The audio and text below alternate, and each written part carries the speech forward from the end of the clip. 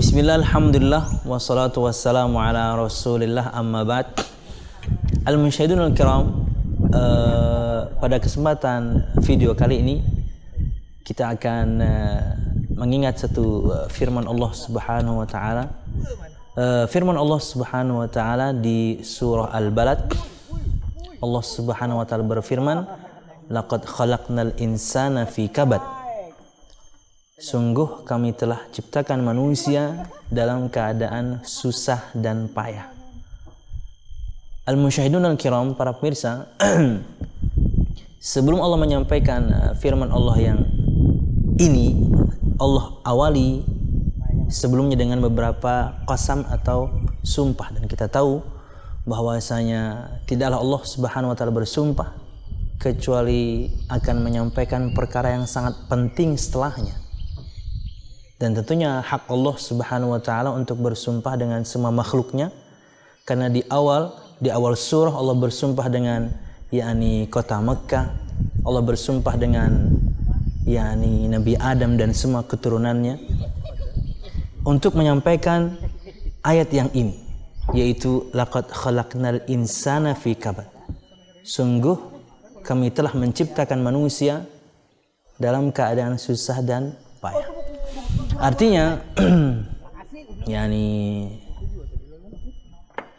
kehidupan dunia ini penuh dengan kesusahan dan kepayahan, dan harus kita jalani sebagai manusia.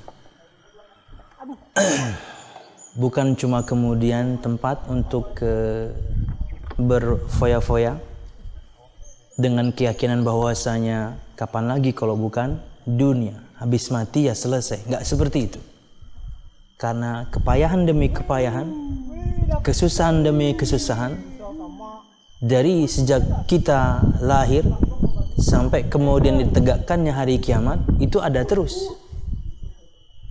Di antara maknanya adalah contoh misalnya ketika semua kita terlahir dan kesusahan pertama kita adalah untuk mencari nutrisi. Adanya pada ASI ibu kita, dan tidak sedikit kemudian sebagian ibu lahir darinya anaknya, tapi kemudian air susunya kering, keluar tapi sedikit, harus kemudian bahkan disusukan kepada perempuan yang lain yang juga kemudian sedang menyusui, tapi kebetulan banyak. Itu kesusahan sebenarnya. Kemudian ketika siapapun di antara kita, yakni ketika gigi tumbuh misalnya, ketika waktu kecil, itu kesusahan yang lain sebenarnya. Tapi kita tidak bisa mengungkapkan kecuali dengan menangis, karena orang tua kita, yakni mereka juga mungkin bingung ya, ini kenapa nangis terus, khususnya para bapak dan ibu misalnya, atau para pasangan muda yang baru punya anak, nggak ada pengalaman sebelumnya, disusuin sudah, diberi asupan makanan yang lain sudah, tapi kok nangis terus, giginya lagi tumbuh, dia kesakitan, kesusahan yang lain, tumbuh dewasa, kesusahan yang lain datang, kepayahan yang lain datang, tahap menikah misalnya, menjadi orang tua, menjadi suami, pencari nafkah untuk anak dan istrinya, sampai kemudian misalnya umurnya panjang, umur yang tua, yakni mungkin yakni berjalan pun sudah susah, betul-betul yakni kesusahan ketika berjalan ya pakai alat bantu, karena sudah tua, sudah kekuatannya atau istilahnya tenaganya sudah tidak seperti sedia kala ketika muda. Kesusahan, belum kemudian penyakit yang menghampiri.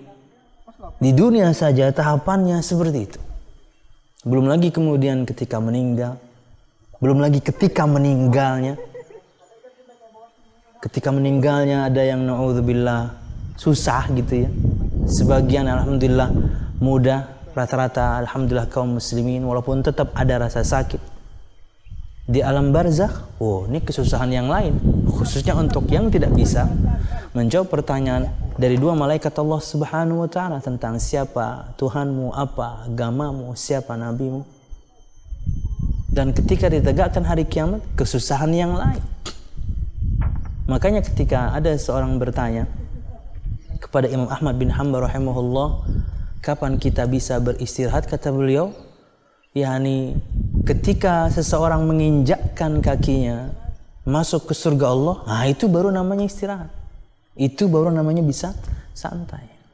Nah, berkaitan dengan itu, dan kemudian Anda bisa lihat yakni background ini, alam dengan semua keindahannya, kesusahan demi kesusahan yang kita alami di dunia bukan berarti kemudian tidak ada nikmat yang Allah berikan.